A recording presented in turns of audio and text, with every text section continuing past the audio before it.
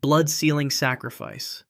On September 8, 1600, Tori Mototada stood inside Fushimi Castle in Kyoto as commander of a garrison that had no chance of survival. Outside the walls, 40,000 enemy soldiers surrounded the fortress. Mototada was a veteran samurai loyal to Tokugawa Ieyasu, and he had been ordered to hold the castle as long as possible while his lord prepared for a larger battle elsewhere. He knew this was a mission with only one ending. The siege began with demands for surrender. Mototada refused every offer. His garrison numbered fewer than 2,000 men. The enemy brought siege engines, ladders, and endless waves of soldiers. For 11 days, the defenders held their positions. They fought from the walls, in the courtyards, and through the castle halls. Food ran out. Water grew scarce. Men collapsed from exhaustion. Still, Mototada would not yield. On the final day, the enemy breached the outer defenses. Enemy soldiers poured through gaps in the walls. The garrison pulled back to the inner keep, knowing the end had arrived. Mototada gathered his remaining men in the castle's main hall. They had fought as ordered. Now they would die as samurai. The ritual began in waves. Men knelt on the wooden floorboards, drew their blades, and cut into their own abdomens. The traditional seppuku required a horizontal cut across the stomach, followed by an upward stroke. It was not a quick death. Blood poured from the wounds as men leaned forward in agony. Some took minutes to die. Others required assistance from a second to complete the act. The floor became slick with blood. More than 300 men performed seppuku in that hall. The blood pooled across the wooden planks, soaking deep into the grain. It spread into cracks and joints, staining the timber dark red. When the enemy finally entered, they found the room filled with corpses and soaked in blood. The stains never came out. Years later, the blood-soaked floorboards were removed and repurposed. Temple builders installed them as ceiling panels in several Kyoto temples. The bloodstains remain visible today, preserved as a memorial to the men who refused to surrender.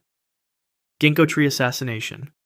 On February 13, 1219, Minamoto no Sanetomo walked through the grounds of Tsurugaoka Hachimangu Shrine in Kamakura. He was 26 years old and served as the third shogun of the Kamakura shogunate. Snow fell steadily that evening as he attended a ceremonial celebration following his promotion to a higher court rank. Sanetomo wore formal robes and moved with the slow, deliberate pace expected of someone in his position. Attendants followed behind him, carrying torches to light the path. Near the shrine's stone steps stood a massive ginkgo tree. The tree was already ancient, its trunk thick enough that several men standing side by side could not reach around it. Its branches spread wide overhead, and in the darkness and falling snow, the space behind it offered perfect concealment. Hidden there was Kugyo, Sanetomo's 19-year-old nephew and the son of the second shogun. Kugyo had been passed over for succession. The position had gone to his uncle instead. Resentment had festered for years. On this night, he waited in the cold with a drawn sword, watching his uncle's procession approach. The ceremonial nature of the event meant guards were positioned at a distance. Protocol demanded space and dignity for the shogun during religious ceremonies. Kugyo knew this. He had planned for it. As Sanetomo climbed the stone steps and passed within arm's reach of the ginkgo tree, Kugyo sprang forward. The attack was instant. One powerful downward stroke severed Sanetomo's head cleanly from his body. The cut was precise, practiced.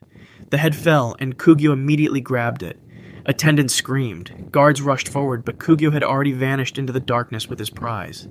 A massive search began immediately. Soldiers scoured the shrine grounds and surrounding areas. They found Kugyo hours later and killed him. But Sanetomo's head was never recovered. Some believed Kugyo disposed of it before his capture. Others thought accomplices took it. The head's location remains unknown. With Sanetomo's death, the direct Minamoto bloodline that had founded the shogunate ended.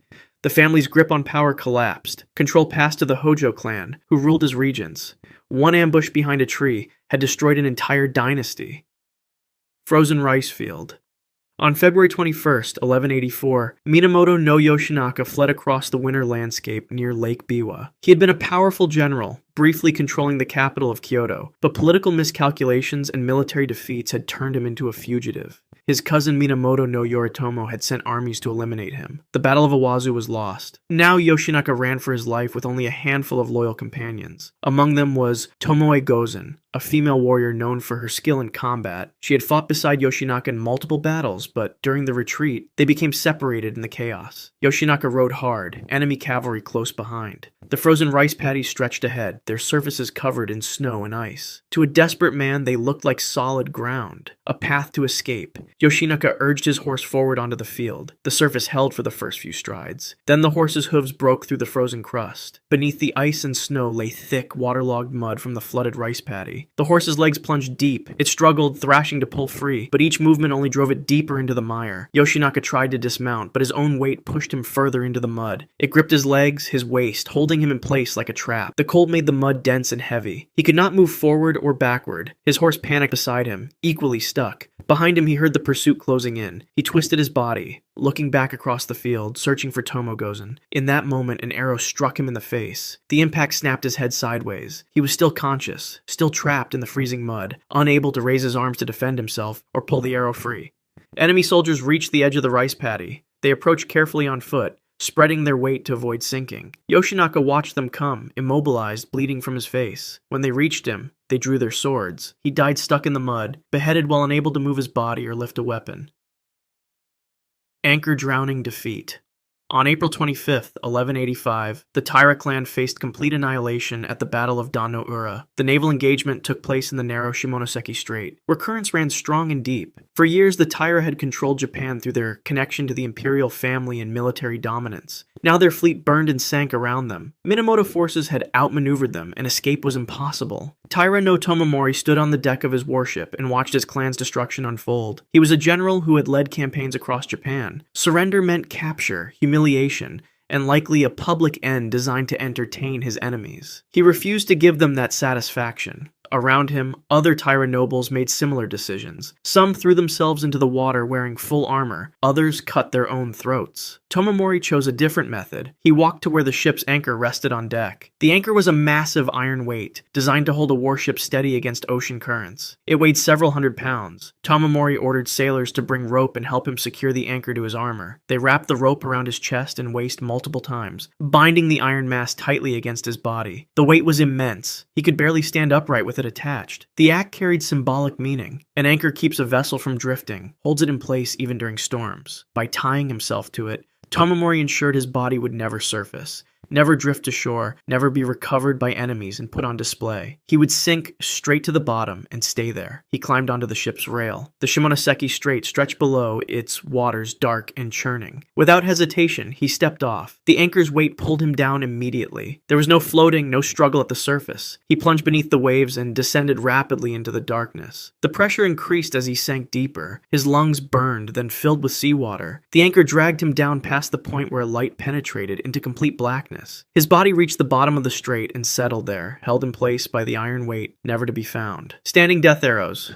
On June 15, 1189, the warrior monk Saida Musashibo Benkei positioned himself at the entrance to Koromogawa no Tachi, a narrow bridge crossing in northern Japan. Behind him, his master Minamoto no Yoshitsune fled from pursuing forces. Benkei was a massive man, over 6 feet tall with the strength and combat experience of someone who had fought in dozens of battles. His task was simple: hold the bridge long enough for Yoshitsune to escape. He knew he would not survive. Enemy soldiers arrived in waves. The bridge's narrow width meant they could only approach a few at a time. Benkei wielded a naginata, a pole weapon with a curved blade at its end. He swept it in wide arcs, cutting down anyone who tried to pass. The first wave fell, then the second. Bodies piled at the bridge entrance. Soldiers climbed over their dead companions to reach him. Benkei continued fighting. Hours passed. His armor took blow after blow. Swords struck his shoulders, his arms, his legs. He ignored the wounds and kept swinging. Blood soaked through his robes. His movement slowed, but he maintained his position. No one could get past him. The enemy commanders changed tactics. They ordered their soldiers to stop engaging in close combat. Instead, archers moved forward and began firing from a distance. Arrows flew toward Benkei in volleys. The first struck his chest, then his shoulders, his legs. He remained standing, naginata ready, blocking the bridge. More arrows came. They hit his arms, his stomach, his back. Still he stood. The arrows kept coming. Dozens struck him. His body became a target that absorbed shaft after shaft. Eventually, he stopped moving. He stood motionless at the bridge entrance, weapon in hand, facing the enemy. The soldiers waited, watching for any sign of life. Minutes passed. Nothing moved. Finally, they approached cautiously. When they reached him, they discovered he had died while still standing upright. So many arrows had pierced his body that they acted as supports, holding his corpse vertical. His legs were locked in position. His grip on the naginata had not loosened. The enemy counted over 60 arrows embedded in his body and armor. Wooden ore duel. On April 13, 1612, Sasaki Kojiro waited on Ganryujima, a small island in the strait between Honshu and Kyushu. He was one of Japan's most feared swordsmen, known for his unique technique and his weapon, a nodachi blade longer than most katanas. The sword measured over 3 feet in length, giving him superior reach in combat. He had agreed to duel Miyamoto Musashi, a rival strategist and fighter. The time was set for 8 in the morning. Musashi did not arrive at 8. 9 o'clock passed. Then 10. Kojiro paced the beach, his anger building. The delay was deliberate psychological warfare. Musashi wanted his opponent agitated and impatient. Finally, around 11, a small boat appeared on the water. Musashi stood in it, rowing toward the island. During the journey across the strait, Musashi had carved a wooden sword from one of the boat's spare oars. The oar was thick, heavy, and roughly 4 feet long. It had no edge, no point, just blunt wood shaped into a crude blade. When Kojiro saw this makeshift weapon, he understood it as an insult. Musashi was challenging him with a wooden stick instead of proper steel. The duel began the moment Musashi stepped onto the beach. Kojiro drew his nodachi in a flash and swung at Musashi's head. The blade was so long and Kojiro so skilled that the cut should have been impossible to avoid. But Musashi leaped forward and upward, clearing the arc of the sword. As he came down, he swung the wooden oar with both hands. The heavy wood struck Kojiro on the side of his skull. The impact was devastating. The force of the blow fractured his skull and knocked him sideways onto the sand. Musashi did not stop. He brought the oar down again, striking Kojiro's ribs. Bones cracked. Kojiro tried to rise, but another blow caught him across the head. His skull gave way under the repeated impacts. Within moments, Kojiro lay dead on the beach. His face was crushed. His ribs were shattered. The famous swordsman had been killed by blunt force trauma from a boat oar. Musashi walked back to his boat and left the island without looking back. Crucified messenger spear.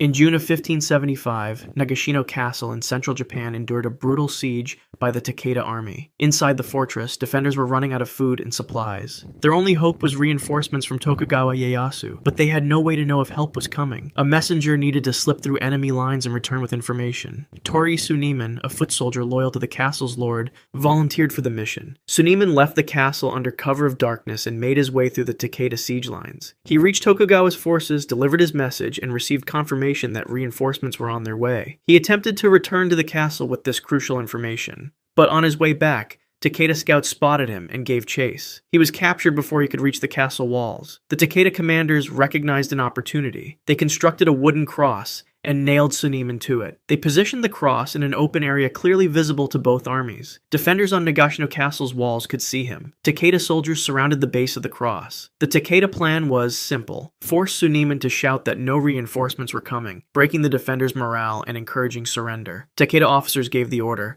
They told Suneman to announce to his allies that help would not arrive, that they were abandoned. Both armies fell silent, listening. Suneman drew a deep breath. Then he shouted the opposite. He yelled that Tokugawa's reinforcements were on their way, that the castle should hold out, that rescue was coming soon. The Takeda commanders reacted instantly. Soldiers standing near the cross thrust their spears into Suneman's body. Multiple blades pierced his chest, stomach, and sides. He died within seconds, impaled on the cross in full view of everyone watching. His body remained there, displayed between the two armies. The defenders inside Nagashino Castle heard his final message. They held their positions. 2 days later, Tokugawa's reinforcements arrived and broke the siege. The castle was saved.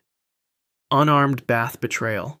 On February 11th, 1160, Minamoto no Yoshitomo fled through Owari province as a hunted man. He had led the Minamoto clan in the Heiji rebellion against the Taira, and he had lost. His army was destroyed. His allies were dead or scattered. Taira forces searched the countryside for survivors, offering rewards for information leading to his capture. Yoshitomo traveled with only a handful of loyal followers, moving from place to place seeking anyone who might offer shelter. He arrived at the home of Asada Tadamune, a retainer who had once served under him. Yoshitomo believed he could trust this man. Tadamune welcomed him inside, offered food, and suggested he rest. After days of running and hiding, Yoshitomo accepted the hospitality. Tadamune proposed that his lord use the bath to wash away the dirt and exhaustion of the road. In Japanese tradition, the bath was a place of relaxation and vulnerability. Weapons were left outside the bathing area. It would have been disrespectful and paranoid to bring a sword into someone's bath. Yoshitomo followed custom. He removed his armor and his swords, leaving them in another room. He entered the bath naked and unarmed. The water was hot. For the first time in days, Yoshitomo allowed himself to relax. His muscles loosened.